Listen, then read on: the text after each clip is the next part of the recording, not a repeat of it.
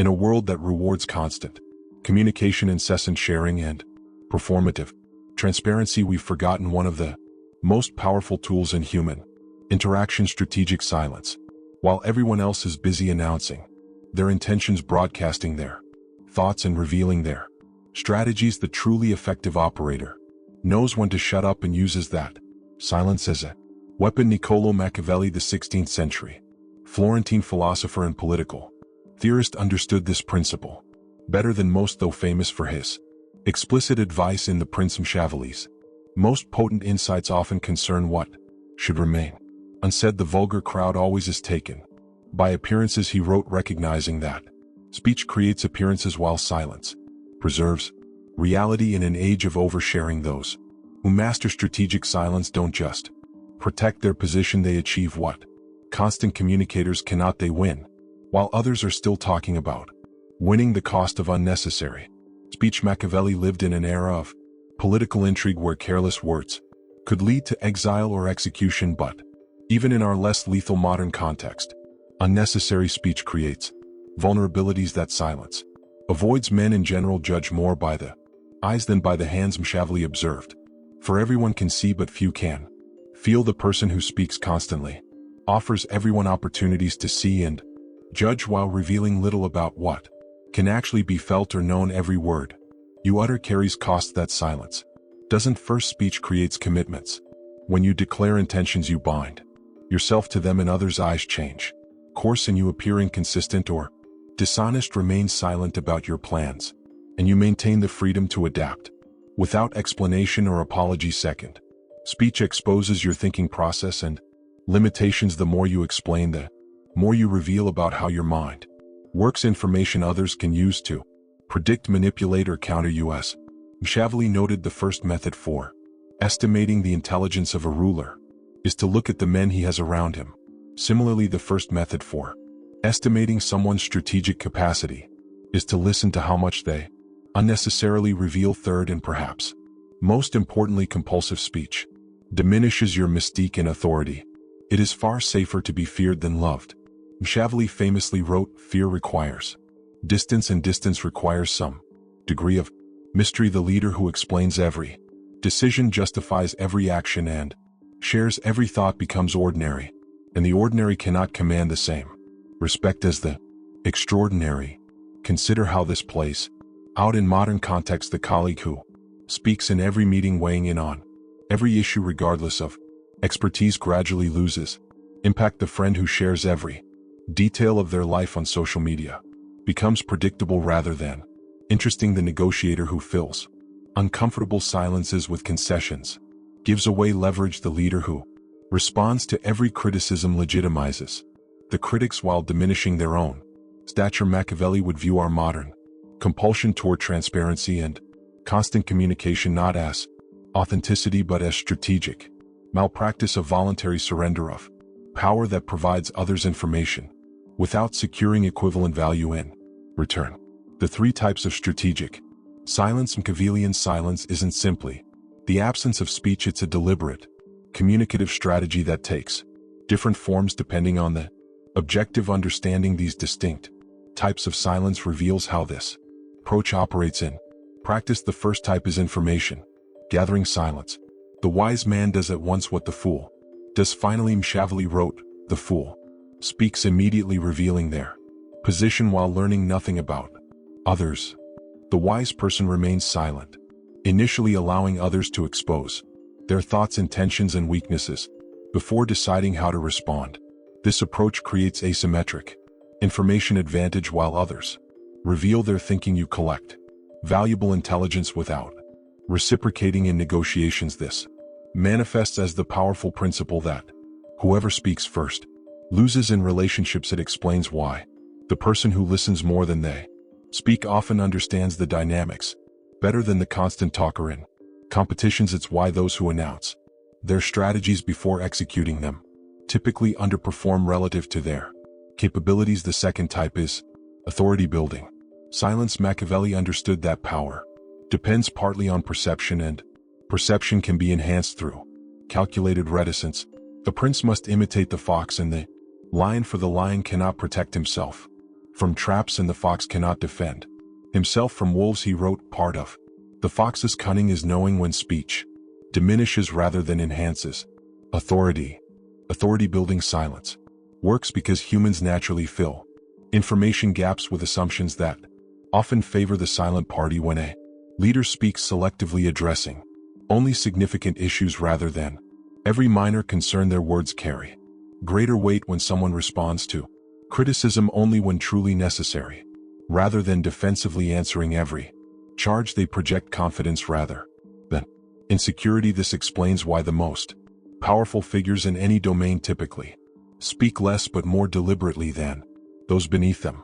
The nervous junior executive overtalks the CEO, makes brief, decisive statements. The insecure person explains at length. The secure person states without justification. The anxious leader responds to every provocation. The confident leader selectively engages only when strategically valuable. Want to understand more about using strategic silence to your advantage? Hit subscribe now. The third type is ambiguity preserving silence. Since it is difficult to join them together, it is safer to be feared than to be loved. When one of the two must be lacking, Machiavelli advised. This famous observation extends beyond fear and love to all situations where maintaining multiple interpretations serves strategic interest. Ambiguity preserving silence allows others to project their own hopes, fears, and interpretations onto your position. By refusing to clarify, you can simultaneously appeal to different constituencies with contradictory expectations. You maintain freedom of action by not committing to specific interpretations. You preserve deniability by not explicitly endorsing any particular understanding. Politicians master this approach by making statements vague enough that different audiences hear what they want to hear. Effective negotiators use it by avoiding clear positions that would prematurely narrow potential agreements. Leaders employ it by articulating vision without unnecessarily constraining implementation details. In each case, strategic silence isn't deception, it's the recognition that premature clarity often undermines rather than advances objectives. As Machiavelli observed, politics have no relation to morals. In his view, effective strategy requires maintaining flexibility. That excessive communication would compromise the psychological power of silence beyond its tactical advantages. Machiavellian silence exerts powerful psychological effects that speech cannot achieve. Understanding these effects explains why silence often succeeds where persuasion fails. First, silence creates projection spaces. Human minds instinctively fill informational voids, often in ways that reflect their own preoccupations rather than reality. When you remain silent at key moments, others project their fears, hopes, or assumptions onto that silence, revealing their position while you maintain yours. As Machiavelli noted, men are so simple and so much inclined to obey immediate needs that a deceiver will never lack victims for his deceptions. The strategic use of silence leverages this tendency without requiring active deception. This explains why skilled interrogators use silence rather than questions to elicit information from reluctant subjects. The discomfort of silence compels the subject to fill the void, often revealing more than direct questioning would.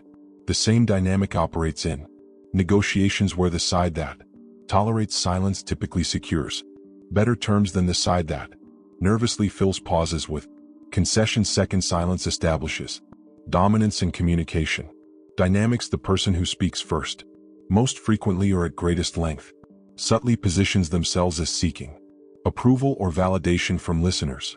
The person who speaks less, more selectively, or only after others have committed to positions, implicitly claims the judge's role rather than the supplicant's. Machiavelli would recognize this as an expression of his principle that it is better to be feared than loved. The silent party is not necessarily loved, but their restraint often commands a respect that valuability cannot. This dynamic explains why job candidates who ask more questions often perform better than those who talk more about themselves. It explains why the quiet person in meetings often receives more serious consideration than vocal participants. It explains why respectful silence in conflicts often proves more effective than passionate argument. In each case, silence shifts the power Dynamic by inverting the typical pattern of seeking approval through speech. Third, silence creates mystique that amplifies perceived power. As Machiavelli observed, men judge generally more by the eye than by the hand because it belongs to everybody to see, to few to feel. What cannot be fully seen or understood often appears more formidable than what is completely exposed. The person who reveals everything, their thinking, motives, insecurities, plans, becomes ordinary. The person who reveals selectively retains an element of mystery that magnifies their perceived capabilities. Consider how this operates in leadership context. The leader who explains every aspect of their thinking demystifies their role and invites others to see themselves as equally capable. The leader who shares conclusions while keeping deliberative processes private maintains a mystique that reinforces authority. This isn't about deception but about understanding that leadership partially depends on others' perception of capability that exceeds their own. The dangerous allure of transparency. Modern culture often treats transparency as an unqualified virtue and silence as suspicious. Just be authentic, we're told.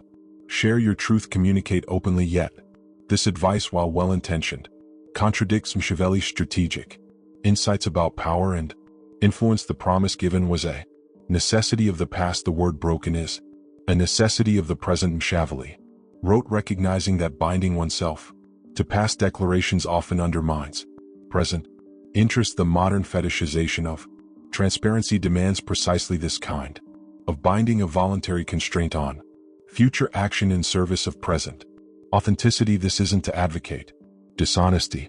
Machiavelli's approach wasn't about lying, but about selective disclosure, sharing what advances objectives while withholding what doesn't. Never attempt to win by force what can be won by deception. He advised in contemporary terms this might translate to never attempt to win by unnecessary disclosure what can be won by strategic silence.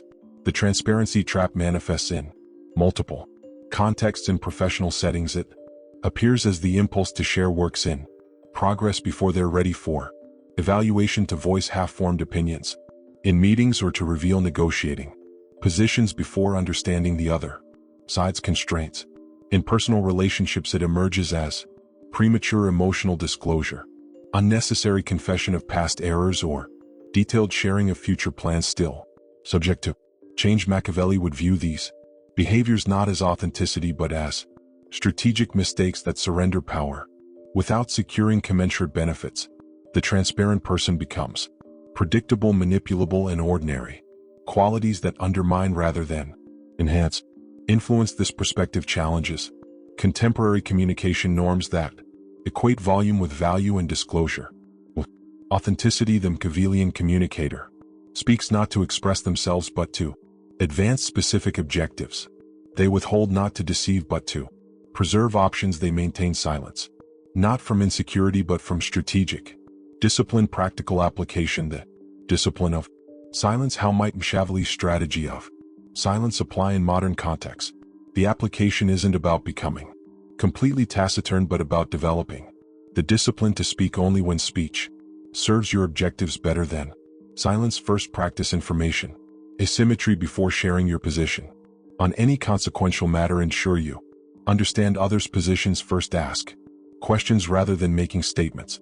Listen for what remains unsaid rather than responding only to what's explicitly stated. As Machiavelli advised, the lion cannot protect himself from traps and the fox cannot defend himself from wolves. One must therefore be a fox to recognize traps and a lion to frighten wolves. The fox's cunning begins with gathering information while revealing little. This approach proves particularly valuable in negotiations where understanding the other party's true constraints and priorities often matters more than articulating your own. It applies equally in workplace dynamics where knowing colleagues' concerns and motivations before committing to positions prevents unnecessary conflict and enables more effective influence.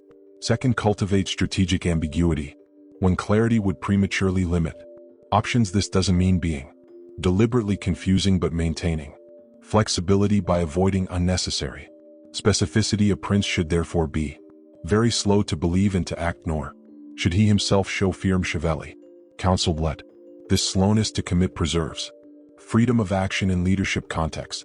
This might mean articulating vision and objectives while leaving implementation details open for adaptation in personal relationships. It could involve expressing commitment to shared goals while maintaining flexibility about specific paths in competitive situations. It would mean keeping strategies private while opponents reveal theirs. Third, develop comfort with silence as a power position. Most people experience silence in conversation as uncomfortable and rush to fill it, often revealing more than intended or making unnecessary concessions.